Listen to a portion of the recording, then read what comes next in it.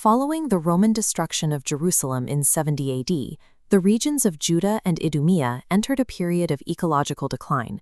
For centuries, the territory was a wasteland, described in period accounts as a land of dust and wild beasts. Isaiah chapter 35, verse 1, addresses this landscape directly.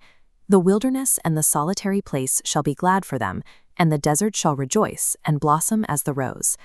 This restoration of the soil provided the agricultural foundation for the mass return of the Jewish population after 1948.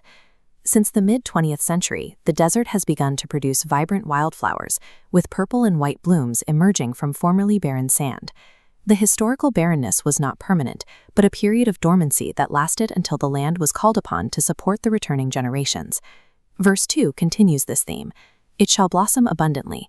The glory of Lebanon shall be given unto it, the excellency of Carmel and Sharon."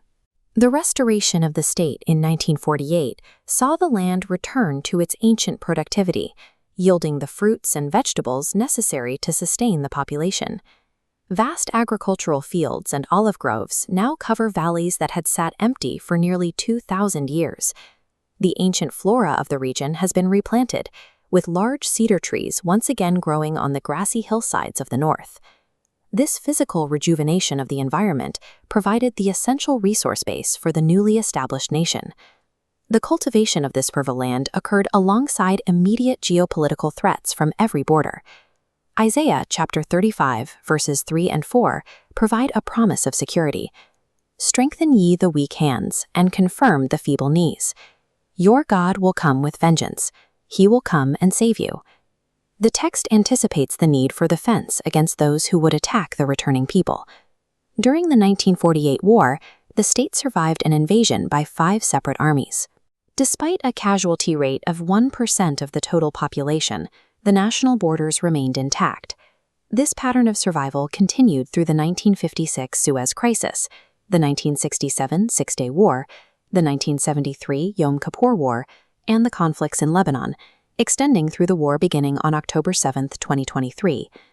The survival of the state through these conflicts mirrors the protective retribution described in Isaiah's text. Verses 5 and 6 describe a dual restoration. "Then the eyes of the blind shall be opened, and the ears of the deaf shall be unstopped. For in the wilderness shall waters break out, and streams in the desert." Clear streams of water now flow over the stones of desert oases, bringing life to formerly dry wilderness zones. In verse 7, the text states, "And the parched ground shall become a pool, and the thirsty land springs of water." This healing of the land transforms the dry habitat, once reserved for wild animals, to fertile ground.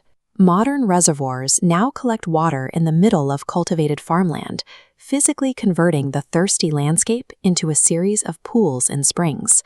This transformation is described as both physical and spiritual. As the desert is terraformed, the text suggests the people's understanding will likewise open to recognize the Savior. The prophecy links the healing of the desert geography with the internal awakening of the people who inhabit it. The renewal of the soil and the defense of the borders were the necessary precursors for the gathering of a scattered population. The significance of this gathering is underscored by the devastation of World War II, where 40 to 50% of the global Jewish population was lost, followed by a sharp rise in migration to Israel after 1948. Verse 8 describes this return. "And an highway shall be there, and a way, and it shall be called the way of holiness." The text describes a clear, open path established for the journey to Zion. Verse 9 promises a secure passage. "No lion shall be there, nor any ravenous beast shall go up thereon, but the redeemed shall walk there." This suggests that no tyrannical power will be able to stop or hunt those returning to their land. Finally, verse 10 states, "And the ransomed of the Lord shall return, and come to Zion with songs and everlasting joy, and sorrow and sighing shall flee away." The survivors of global conflict found a place of safety and gladness in their restored home. The fulfillment of Isaiah's ancient words is found in the physical blooming of the desert, the preservation of the borders, and the return to Zion.